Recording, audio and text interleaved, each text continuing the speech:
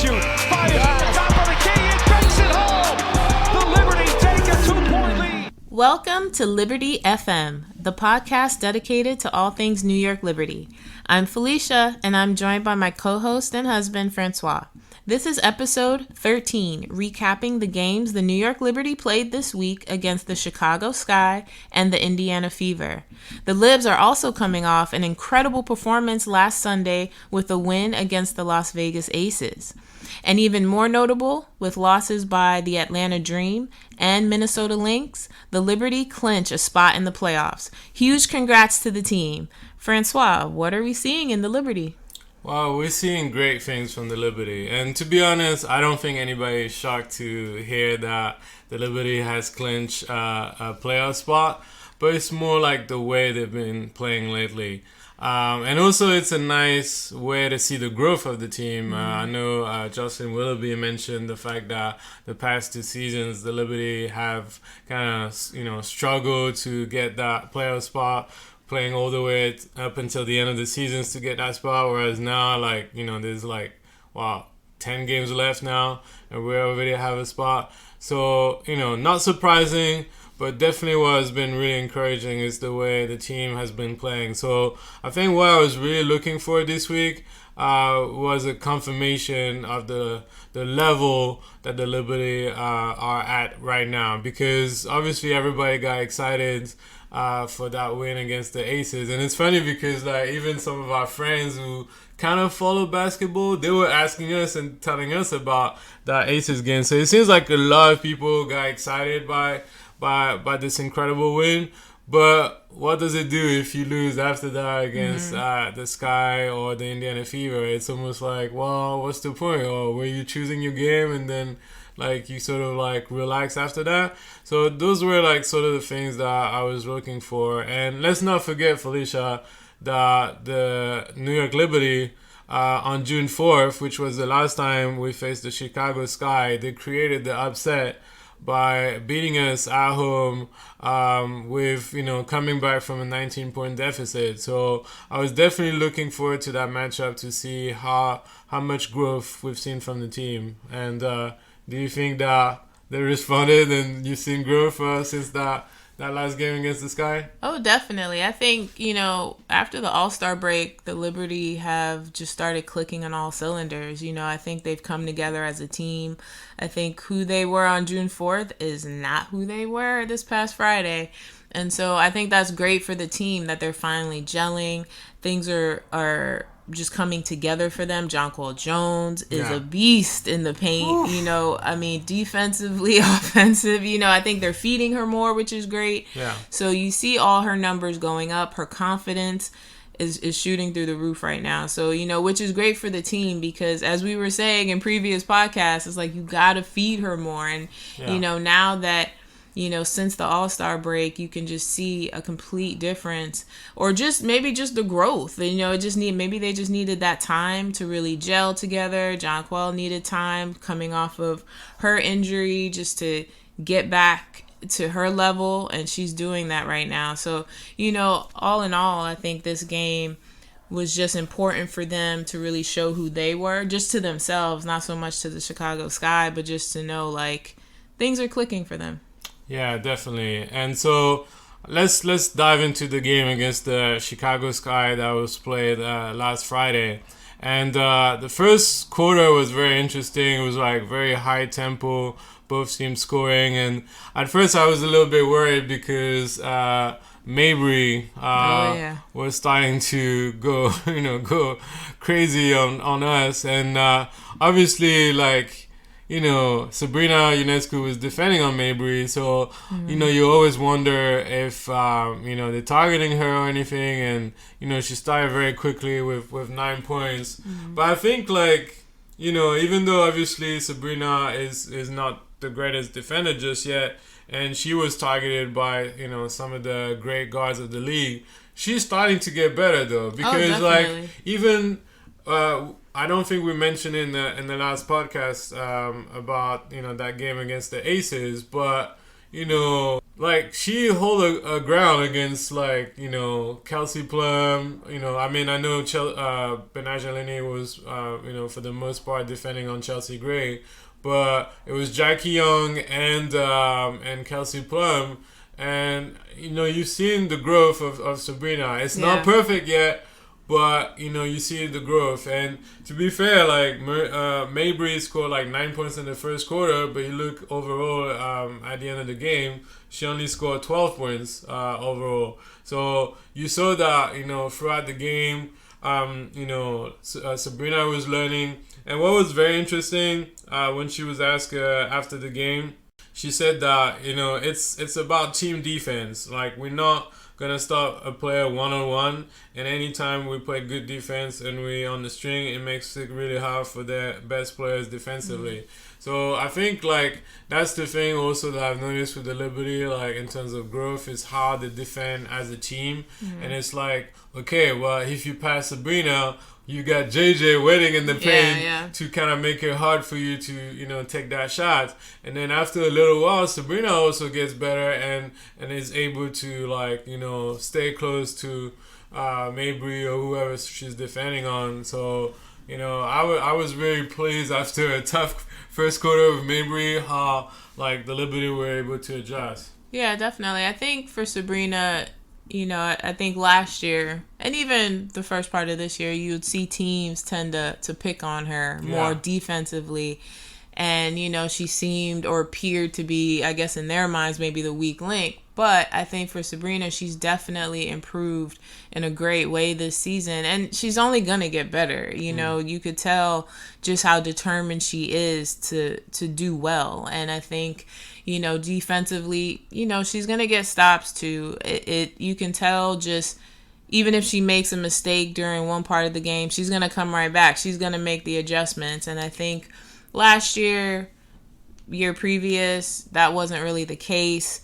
And so, for her this year, it's a real improvement. And I think, you saw that definitely against the Aces, as she was pumped up for that game, because I think in their last meeting, they definitely picked on her.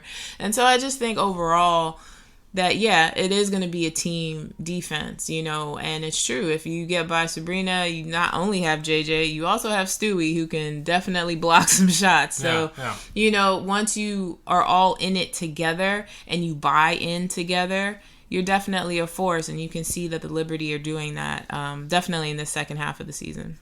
Yeah, and I mean, it's very encouraging to see all that, because obviously in the first part of the season we were getting a bit frustrated, and everybody obviously was talking about the Aces, how dominant they are, how great they're playing, but you realize that now the Liberty slowly but surely are getting there, and I cannot recall the number of times that we shut the Chicago Sky down on defense, and there was 24 second violations, a lot of turnovers, some that were silly mistakes, but a lot of the times was due to the pressure that the Liberty were putting on the Sky players. And I remember vividly when we played against them the last time when they made that comeback, you had Courtney Williams going off, you had Kalia Copper going off, Mabry as well.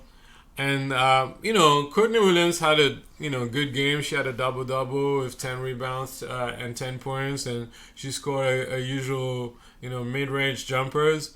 But what I was really pleased is how they locked down Kalia Copper. Now, she had some foul troubles, but she definitely, didn't play a usual game. And I cannot help but think that it was mostly due to the Liberty's defense. And then, as I mentioned earlier, Mabry only scored 3 points after, scoring 9 in the first. So, tremendous job, defensively. And that's going to be the key.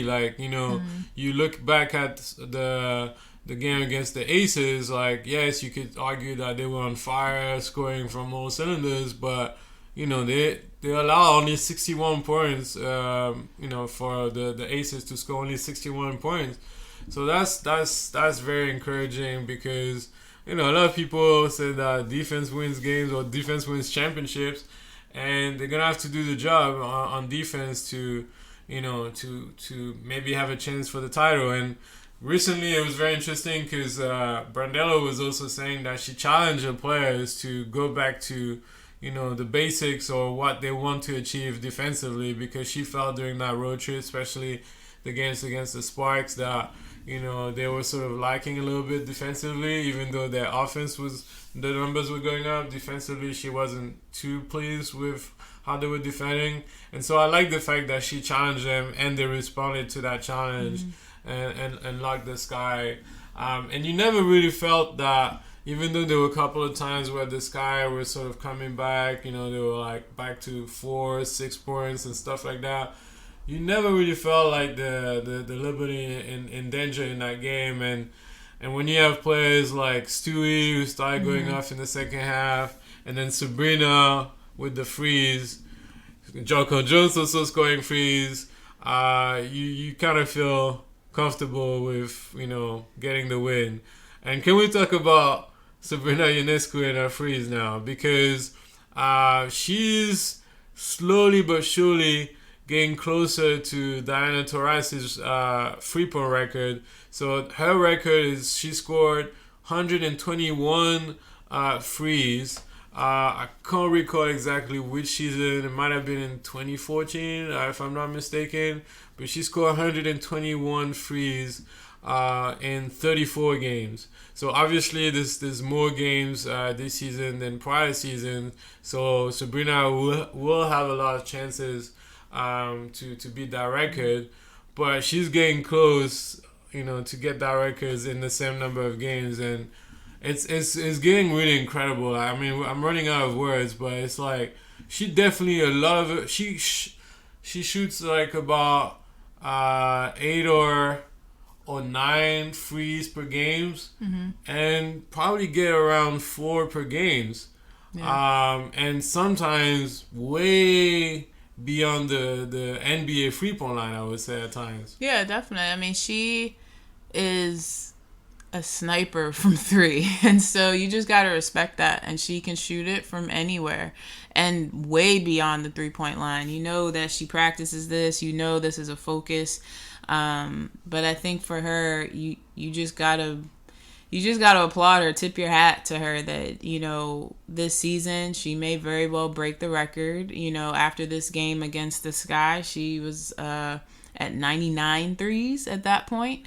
So kudos to her. And, she's only going to get better from here. And so, and also what I'd like to say, although obviously we are so impressed with the threes, but I'm just happy to even see her having some mid-range, a different way to get to the basket when she goes on the inside. I think is really great for her.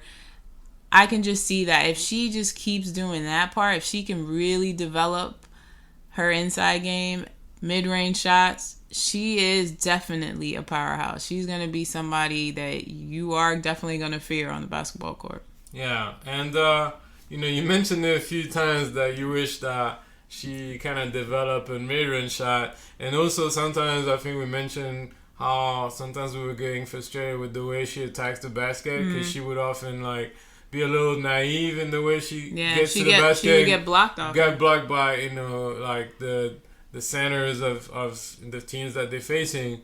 But now she's really starting to be tough to beat when she attacks the basket or when she has those mid-range shots. But I noticed as well that the Liberty are also, the way they're attacking and moving, they also help Sabrina to create space. Because when you have JJ at the free-point line, you cannot ignore her because she can score frees. You got Benaja in another corner. So with JJ, being at the free-point line, she creates that space on the inside because whoever guards JJ has to guard her at the free-point line. So that creates a bit of space. And then obviously if you have Stewie setting a screen or, Dawson, you give plenty of opportunity for Sabrina to, score or to not get blocked. And I think, we know that she doesn't necessarily have the fastest first step, but she's strong though. She can hold her ground and like when I was re-watching some of the clips that I got from the Las Vegas Aces game, I mean, you have like Jackie Young, who's one of the best defenders of the league. She couldn't stop Sabrina. You had Kia Stokes that couldn't really help because, she was sort of, looking at JJ.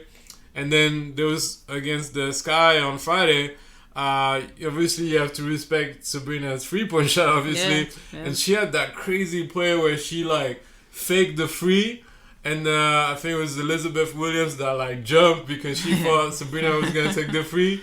She then started to drive towards the basket and then had a no-look pass for, like, Benaja in the corner for a free. And she made that free and the crowd went crazy. So it's like, she's like, expanding a game. She's not just like a 3-point shooter. Yeah. Obviously now everybody has to respect her 3-point shot, but she's starting to add a couple of things to her game that is going to make her more dangerous and make her game grow and shut down some of the haters as well that always have something to say about Sabrina. So I was definitely pleased with that. And I think it's unexpected. I think for some of these games, we're just seeing this from Sabrina too. Yeah. So you're seeing it more. She may have a couple of shots, going to the paint per game, but now she's really doing it a lot more, and so I think it's taking some teams by surprise, that she's doing this and she's being so aggressive and she's switching it up. And so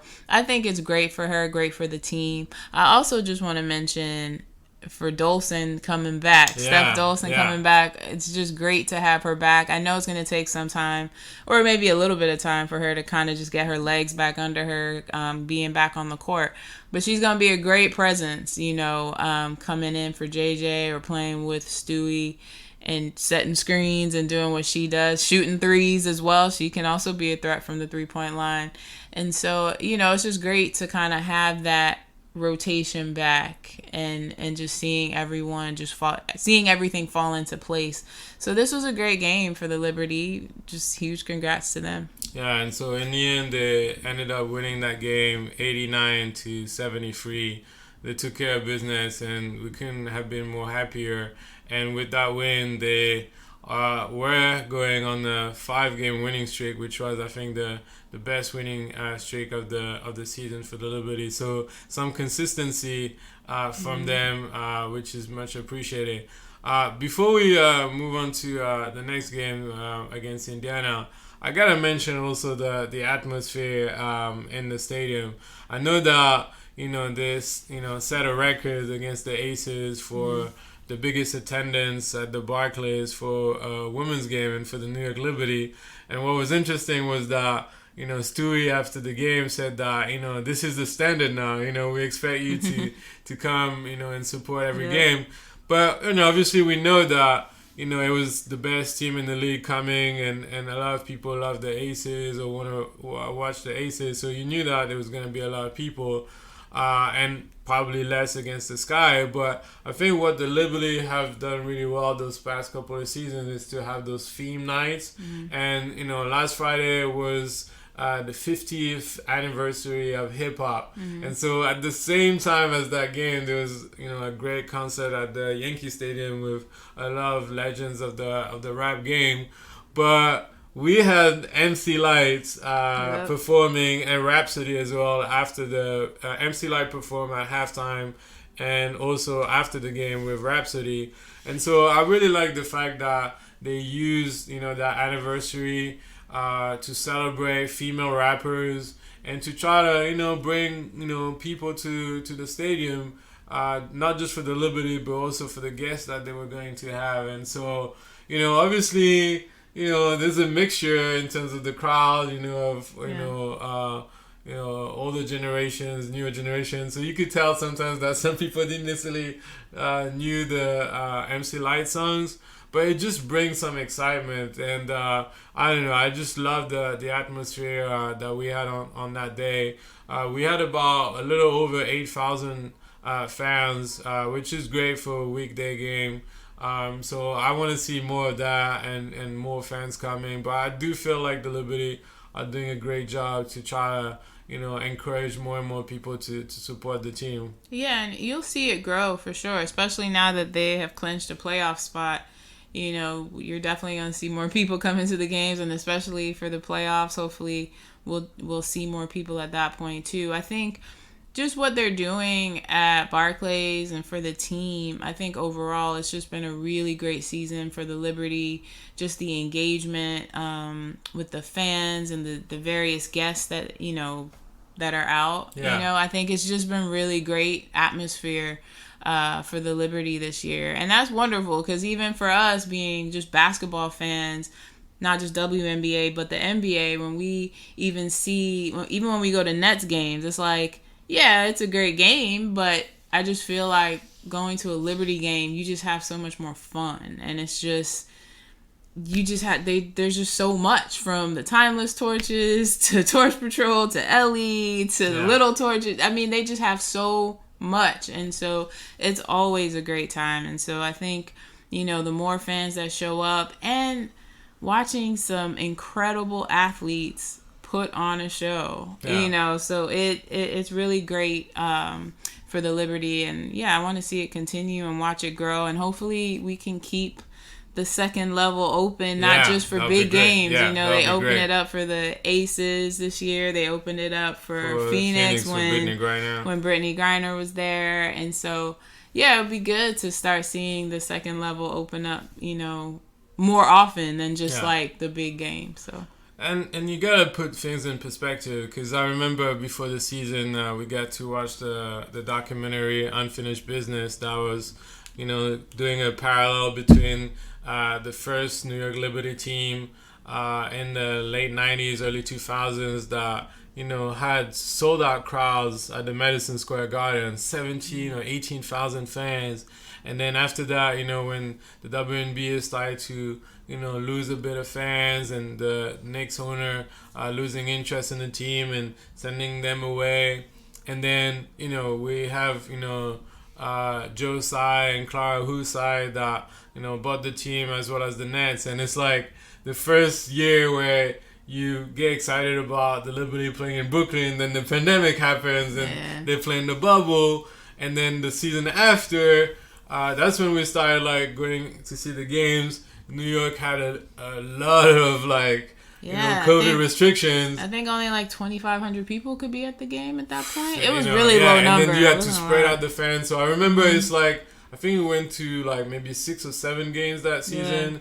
And it was, kind of weird, like, because we were all spread out. The atmosphere was good regardless, but it's hard to build a fan base again when you have so many restrictions and different variants coming and stuff. So it wasn't easy. And you had a young team figuring things out. So and then last year we saw that throughout the season, more and more fans were coming.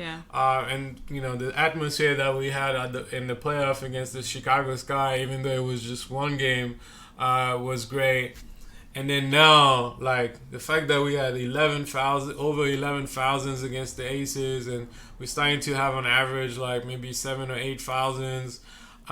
That is great. And also the fan base as well. Like, I gotta give some shout outs before we move on to the next game. Gotta give a shout outs to New York Liberty Fan TV, who's also started a video podcast about the New York Liberty, and just his excitement to share his love for the women's game and the New York Liberty. And we see him going to the games with his daughter, or asking questions to fans and before the game, like just the excitement he brings as well. Women Hoops as well, who's another account on Instagram that generally talks about the WNBA, but often also goes to Liberty games and ask questions to fans, take exciting videos.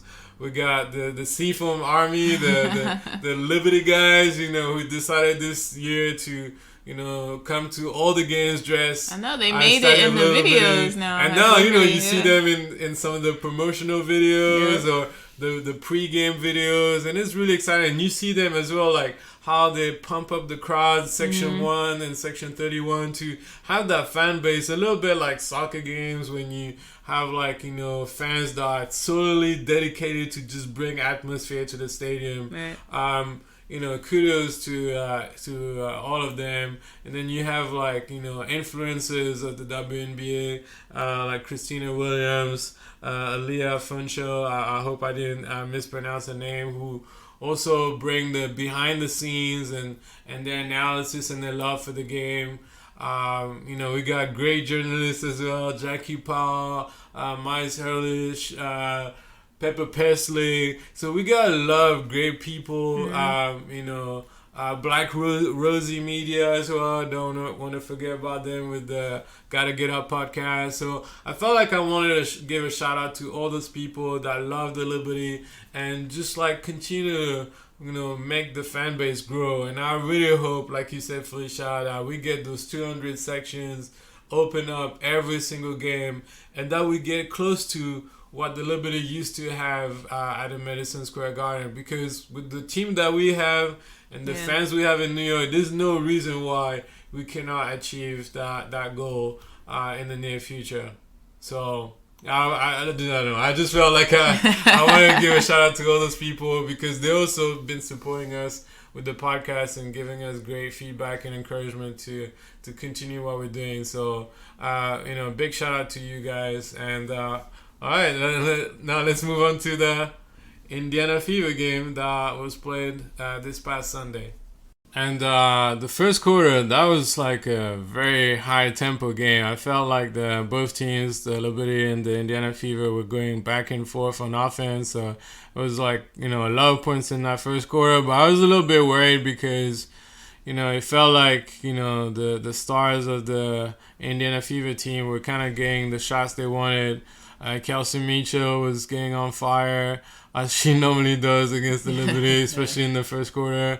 Aaliyah Boston, who, you know, had a little, you know, sort of rookie slump in the months of July. He's now back to her regular standards, and well, she was dominating on the inside, whether it was JJ or Stewie. And then you also had Erica Wheeler as well, who's now seems to be the point guard now for the Fever, and she was scoring a lot of points. So I was a little bit worried about the fact that the Liberty were allowing the Fever to score that many points. And even though we were not, you know, falling too much behind, it was a little concerning. But this is what we got, you know, how should I say, superstars, MVPs potential with Breanna Stewart, because I felt like she started to bail us out a little bit.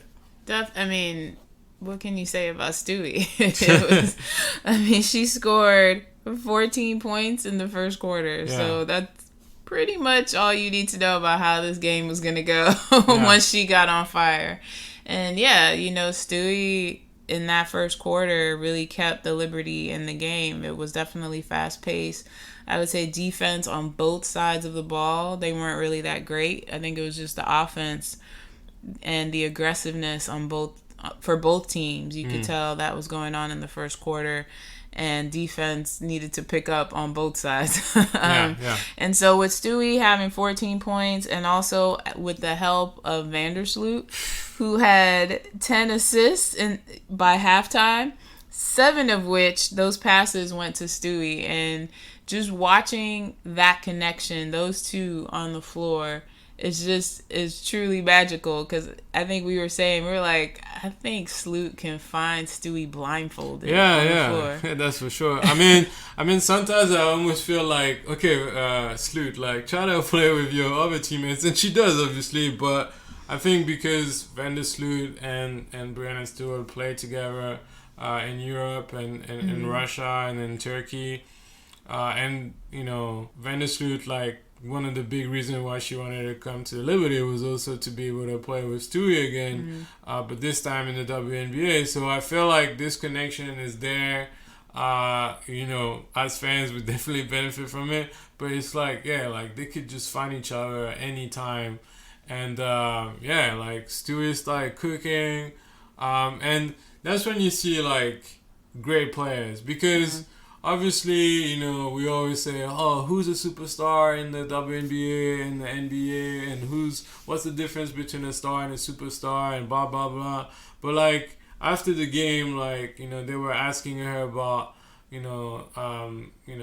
the shots that she was making, like, and how she was able to score so many points against the Fever, and she was saying like basically the Fever were kept on switching on every defensive play, and she was able to kind of analyze them as they were playing and be able to find favorable matchups or how she was gonna score against them, and that's a sign of great players. Like they're able to read the game like ahead of everybody else. And the game goes so quick. Like we got a chance for 1 or 2 games to be very close to the court. I don't think people realize the difference between watching a game on TV and being close to a court. It's like very different. It's like 4 or 5 times faster than what you can imagine. So for a player it's almost like, I don't know, the Flash, that see things in advance because they're so quick. Well, it's the same with Stewie. Like, she kind of see things ahead of everybody and kind of process, despite the speed of the game, process in a way where she kind of decides within a split second what she's going to do. And it was amazing. I mean, I think she had like 30 points by halftime. Yep. It was like close to the standards that she set in some of the previous games this season, like including the first home game where she scored 45 points. So it was great to see that. But we were only up by 7 points at halftime, despite 30 points from Stewie. So I was really hoping that the other players would step up in the second half, because as much it is fun to watch Stewie score in every corner, you kind of want all the players to be involved. And in that third quarter, I think things started to click. Like, they played with more ball movement. Everybody was involved. Benaja started scoring a little bit. Jonko Jones was starting to dominate on the inside. It was really beautiful to watch, and that's when I think we started to take a big lead in that game. Yeah, for the Liberty, they are an offensive powerhouse. There's no question about that, especially with Breanna Stewart going off in the first half with 30 points. And so, but the one thing you saw was that even though they're this offensive powerhouse, just like the coach was telling them, they have to really lock in defensively, and they can't let that slip. Obviously the points are going to come, if they're shooting well, but defensively they definitely have to stay locked in. That communication has to be crisp so that teams don't go on these sort of runs. And, again, the game is going to go back and forth. The Indiana Fever, no matter where their position may be, in the standings, they're still a tough team. They're a young team, and they're hungry. And they really, and with Aaliyah Boston, she is, as you can see, her rookie season, she is going to be a force to be reckoned. She already is, but she's going to be a problem, as the years go by. She's definitely going to be that player. So, they're hungry, and they're not just, just because it's the Liberty or any other team, they're just not going to lay down and just be run over by any team in this league. So they're going to play fast, they're going to play hard, and that's what they were doing. And so the Liberty had to make the necessary adjustments, and they did that in the second half. And Stewie still had the hot hand. She may not have scored 30 points in the second half, but she got to 42 points overall. But yeah, once they started clicking in the third quarter, and they grew their lead by 18, which was great, but they still had some issues on defense. And their problem was Smith on the dribble. I mean, it's crazy to think that, like before this game, that the Indiana Fever are the bottom team in the league. Yeah. Because like the way they play, like you don't feel like they're like the worst team in the league. Because it's like when you compare to the NBA, when you look at some of the bottom teams, they're really bad. Yeah. And they're tanking to get that number 1 draft pick. But I feel like in the WNBA, you can't really say that any team is really tanking or is really, really bad. or that, I'm going to face this team, I'm going to have an easy game tonight. No, you got to come and play regardless of the standings. And so, for the Fever, I feel like they've had so many close games this season and so many games that they lost by a couple of points or overtimes. And that's when you see the lack of experience. But the talent is definitely there. And like you said, Alyssa Smith, who, I think it was only a second or third game back after a foot injury. She was still, I think, on minutes restrictions, but in a way it was a good thing for us because when she was on the court, she was cooking. And I think even at some point, Brandello, they were, they had a timeout, and I think with the ESPN broadcast, like they made us hear the timeout. And Brandello mentioned she's like Smith on the dribble.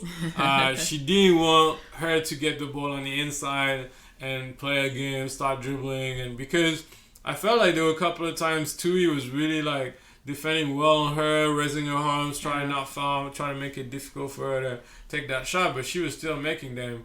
And so Alyssa Smith was starting getting confident and making shots. Slowly but surely, just like the last game, who was nightmarish in that fourth quarter. The last time the Liberty played against the Indiana Fever in Indiana, the Fever started making a little comeback. I mean, they were down by 17, I think, or 18. And then slowly but surely, 10 points, 8 points, kind of, bouncing around between 6 and 9. So I was kind of like, oh, please don't make it a game like last time. This again. You had the rookie Berger as well, who had nice shots and nice defense. The Liberty were not really making their free throws at some point. Yeah. And also that's when you notice we're happy to see Dawson back on the team, adding some experience coming from the bench. She's obviously reading the game really well, setting good screens for her teammates. She can shoot threes, but clearly at the moment, she's been out for over a month with a bad ankle injury. So you could tell she's not in shape just yet. Right. And when she was on the court, you could tell the difference. You could tell that JJ was not there because JJ was on the plus minus plus 17. When she went on the bench, I think end of the third or beginning of the fourth. And that's when the Fever made the comeback because there was so many times where JJ was sort of deflecting the ball on the rebound to help the Liberty getting another possession. She was good on defense. She was scoring on the inside when the Liberty needed to. So clearly you could tell the difference when JJ was not there. But she came back. Brandel, I think, kind of felt that I need to bring her back. And then, I think the Liberty now, they don't let themselves kind of get overwhelmed by the other team making a comeback. They're able now to sort of control the tempo. And to be fair on that one, Benaja Laney kind of bailed us out on that crazy corner free. At a moment where the Liberty I felt were sort of running the clock, but at the same time not really knowing what to do. And then to just give the ball to Benaja in the corner that made the free, that gave us a 9-point lead. And at that time it was pretty much over. They try to foul and, try to, make us miss free throws. But overall, we were in control and, we won the game, I would say, comfortably, even though it didn't always feel like that. But we won by 11, 100-89.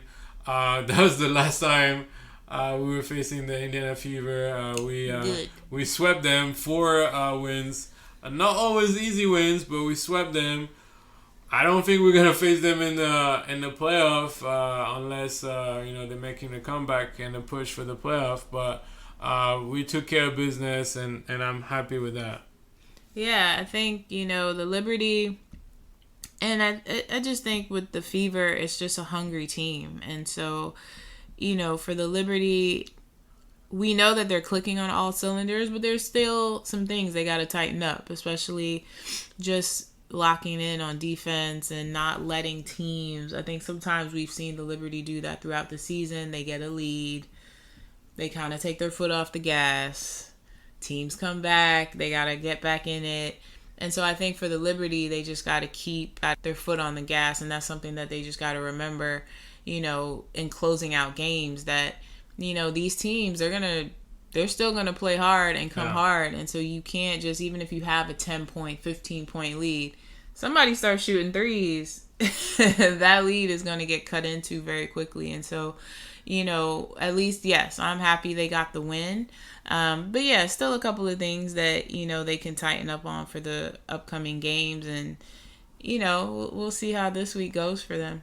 Yeah, but I want to take a little moment as well to look at some stats, because all season long we've been praising the Las Vegas Aces, the most dominant team this season, and on course to be one of the most dominant teams in the history of the WNBA. But lately, if you look at the way the Liberty have been playing and the stats, they're on course to break records as well. So with that win against the Fever, now the Liberty broke their record for the most wins in the history of the New York Liberty in the regular seasons with 24 wins. The record was 23. In the last 3 games, the Liberty have had 28 assists against the Aces, 28 assists against the Chicago Sky, and then the Indiana Fever game, 32 assists. And they tied the WNBA regular season record for total of assists over a 3-game span that was set by the Seattle Storms last year. And then another stat that you could also add, I got it from Miles Ehrlich, was that heading into the Commissioner's Cup final this Tuesday, if you listen to the podcast, the New York Liberty starting lineup of Courtney Vandersloot, Sabrina Ionescu, Benaja Laney, Breanna Stewart, and Jonquel Jones has an offensive rating of 119.3 through 27 contests, marking the best offensive rating in WNBA history of any 5-player lineup to play a minimum of 300 minutes.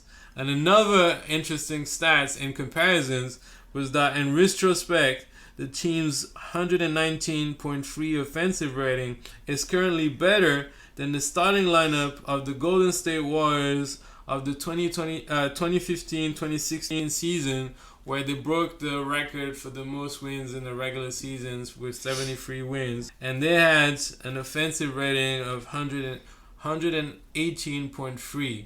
How crazy is that? All those stats. I mean, I know it's a little bit overwhelming, but that just tells you the level that the Liberty are playing right now. And slowly but surely, we're catching up on the Aces. We might not obviously get the number 1 spot in the league by the end of the season, but we're definitely more hopeful that we can sort of play toe-to-toe with the Aces. Yeah, I think, in the first part of the season, I was a bit nervous. Everyone talking about the super team and the Liberty and the Aces. And in my mind, I kept thinking, well, the Aces have been playing together for a while now. And so I just always felt like they're a well-oiled machine over there. They won the championship.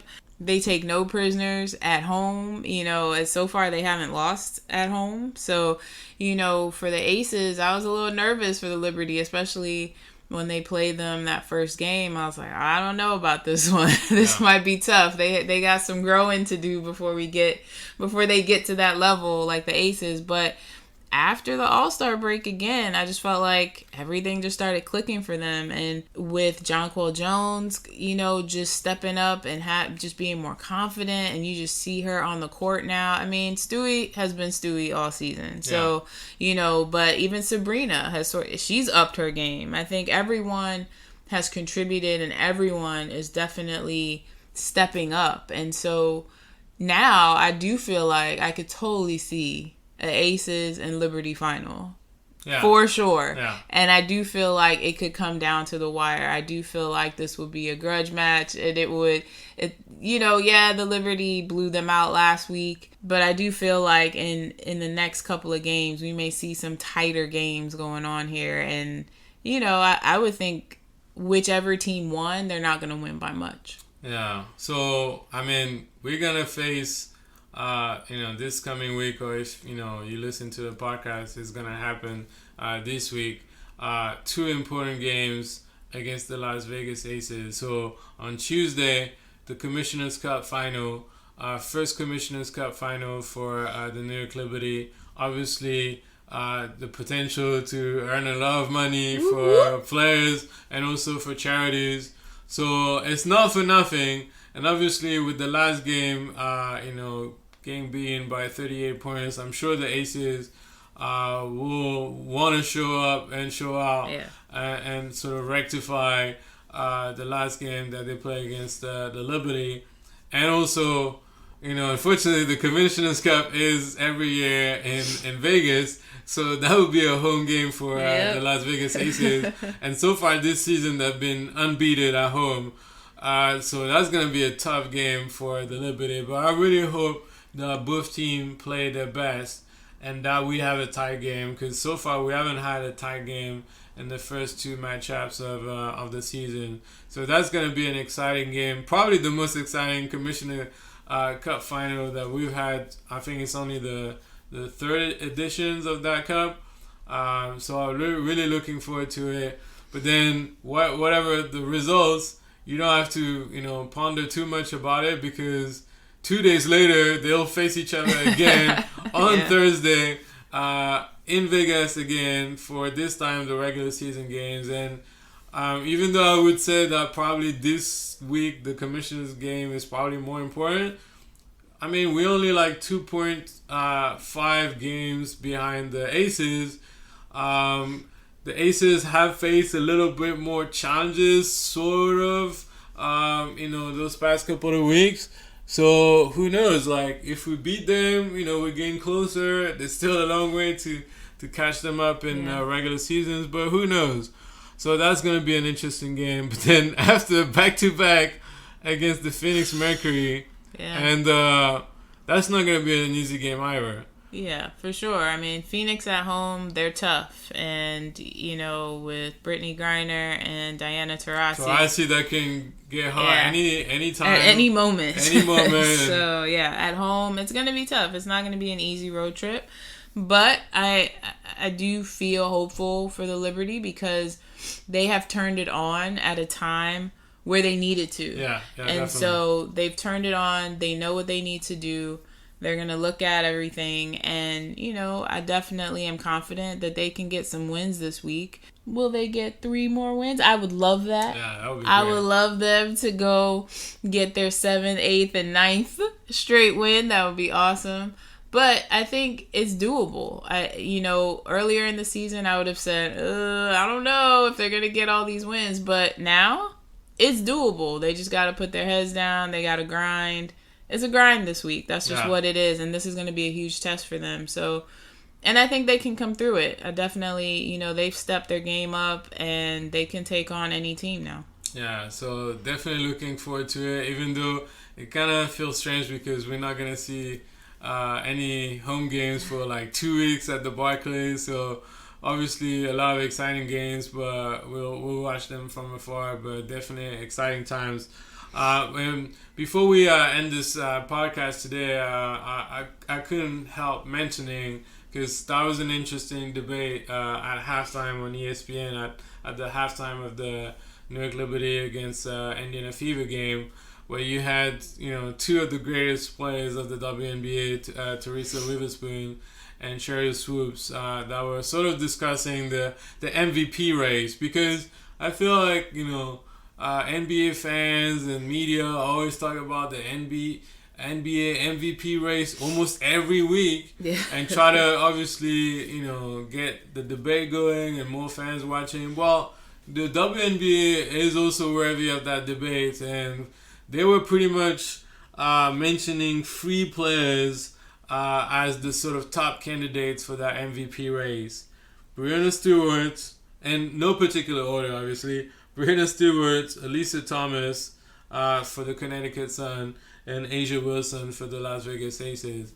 And I guess my question for you, Felicia, is like, how do you define an MVP? Because it's like that question is always kind of like, everybody seems to have a different answer. Like, for some media, it's like, well, if you led your team to the number 1 spot, then definitely you should be worthy of an MVP. Then some people will say, well, it's easy if you have the best team. Obviously, you're going to perform. Whereas if you have like a sort of average team and you carry them all throughout the season and you get to like a top spot, then you should be worthy of MVP. Like, everybody has a different opinion. What's your take on the MVP race, especially with those 3 players that I mentioned? It's tough because, well, I'll say this. For me, when I think about MVP, most valuable player, to me, I think of it this way. I think of the fact, if a player's on the court, and they're helping their team, and if they're not on the court, that your team is going down because you need that person on the court. And without them, your team's not winning. And so that's part of what I think about. Obviously you do have teams out there, again, with the candidates like the Las Vegas Aces for Asia Wilson. They have a top team. Everybody on that team is wonderful and fantastic, and they have a phenomenal coach, and Becky Hammond. And so it's tough because either player, they deserve MVP. Yeah. Either one. I don't technically think you're gonna go wrong with any decision. Personally, yes, I'm biased and I would want Stewie to win. Yes, I would want her to get it because I do think for the Liberty, if Stewie's not on the court, I feel like it's going to get dicey for the Liberty. I do. Yes, Jonquel, it has come up and she's been playing lights out as well, but it's been Stewie all season for them. So, I think she's the candidate, but Alyssa Thomas. When I see her stats and just what she's done for Connecticut, she is that player that if she is not on the floor, Connecticut is not going to be where they are right now. They're just not. They are going to struggle. And she is the general, the point guard. She is everything for them on that court, getting triple doubles left and right. This is a player that had to change her shot. She had a bad shoulder injury and had to change things up, and she's doing well with it. You weren't sure how it was going to go for her, but she's doing well. I mean, I could see if you gave it to Alyssa Thomas, I wouldn't be mad at that either, because truly, when I think about MVP, I could see her getting it, but also with Asia and Breanna Stewart, it's going to be tough. It's going to be tough. Yeah, I mean, I think sometimes, like, people kind of get confused between MVP and popularity contest. So obviously, Alyssa Thomas is not maybe like the flashiest player, even though she has crazy passes. Like, I know like the games that she played against the Liberty and some of the games I watched from the Connecticut Sun, like the way she like up the tempo, brings the ball. Like, she plays like a point guard, but she has like, I mean, the way she's built, like, she's very strong, but like she handles the ball like, like a point guard. So that's like incredible to watch, and she has those passes that are incredible. So, she's a spectacular player, but obviously sort of like, more quiet, compared to obviously Breanna Stewart and Asia Wilson, who are sort of like the ambassadors of the WNBA, like the players that the leagues, kind of use more at the forefront to promote the game. They obviously have their own brand as well. So, our own, shoe line for Stewie. We see Asia in a lot of commercials. So, obviously, that helps getting a lot of fans and support. But they obviously have the game to back it up. Whereas, Alyssa Thomas is kind of more quiet. It's quieter. Sometimes people might say she's a bit dirty player at times. But she works so hard for a team. She plays a lot of minutes, like sometimes like 40 minutes, which, it's not easy to do. And like you said, like, if it wasn't for Alyssa Thomas, there's no way Connecticut would be third in the league, especially considering that they lost Brianna Jones. But I gotta look at also Stewie and Asia. I mean, Stewie, like you also said, once she's on the bench, you could tell the Liberty are not the same team. But they're starting now to learn how to play without her, or to not be so dependent on her. So I would say that, I think the Liberty can handle themselves without her. But I think what impresses me the most with Stewie is how she could pretty much do everything, and also her leadership with the Liberty. Like, you know, she's a winner. She wants to win, and when she feels that her team is sort of like slacking a little bit, or, you know, like needs her to be vocal, she is vocal. And I like what JJ said after the Indiana game when she was asked about Stewie being MVP or potential MVP. She said she's a leader in the locker room on our team. They look to her to talk to them and share her insights. You see where they started as a team, and she never wavered. And she praised her for her professionalism and belief, and she's definitely the MVP of the season for Jonquil and for the New York Liberty. So, you know, to be fair, you give it to Alyssa Thomas, you can't go wrong. You give it to Stewie, you cannot go wrong. And as Liberty fans, obviously, we would be really excited if it happened. But if I have to be objective, at the very moment, I think I would give it to A'ja Wilson because, you know, she's so dominant. I feel like, you know, it was interesting because Witherspoon said that she barely plays fourth quarter because, you know, they take care of business in free quarters. So by the time they start the fourth, they're like up by 15, 20, 25. So you can rest A'ja. But she recently had a 40-point game, 40 points, 10 rebounds against the Washington Mystics. And I felt like, to be fair, if the Aces were giving the ball to A'ja every single play, she would be able to score 40 points very often. And they don't always do it because obviously they try to, you know, make everybody, you know, get their game going and score. But A'ja is very dominant. She's dominant also defensively, like the way she blocks shots, the way she takes rebounds. And if let's just say Candace Parker was not injured right now, and obviously Candace Parker is one of the greatest players of the WNBA. And, you know, this year she had a foot injury, but if you had the lineup without A'ja Wilson and had Candace Parker currently right now, they would be very good, obviously, but I don't think they would be as dominant without A'ja. So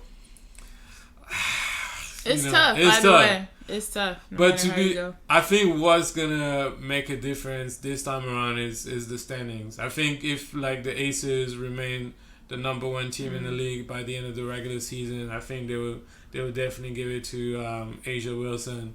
If the Liberty manage to sort of catch up with the Aces and either steal the first spot or are very close, who knows? We don't know. So, you know, pick your poison, pick your favorite player. I wouldn't bet on it though. By the end of the season, I wouldn't put money to pick an MVP because it's gonna be a tie race. But I felt like it was like an interesting debate that they had on ESPN, and it helps growing the game, you know, like talking about those great players. But we know that whatever, you know, journalists and whoever votes decides, I think it will be the right choice if it's one of those free players. Yeah, I mean, it's still Stewie for me, but you know, if you pick either one of those players, it's well deserved. I think like as a pure basketball player, like basketball lover, I think like Stewie has probably the best overall game. Yeah. Like, and in terms of what, you know, the way she can shoot the ball and does everything, you know. She does a bit of everything on the court. She's the ultimate basketball player. But then, you know, obviously you could argue that A'ja don't shoot threes like Stewie, but she's the player with the most N1 plays because she's so dominant and she can finish, whatever the defense is in front of her, or how much physical you try to be with her, she would score. So you could argue that she's dominant. So who knows? We'll see.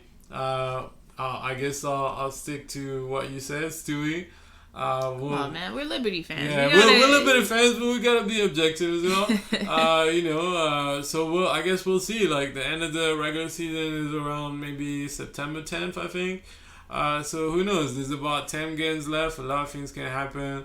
But it's exciting to see, who could be an MVP. That's just, brings more excitement to the league, and we'll see what happens. But anyway, thank you so much for listening to our podcast. We cannot wait, to next week's podcast to sort of recap what would have happened this week, especially against the Aces. But thank you so much for your support. And as we always say, Felicia, let's go Liberty!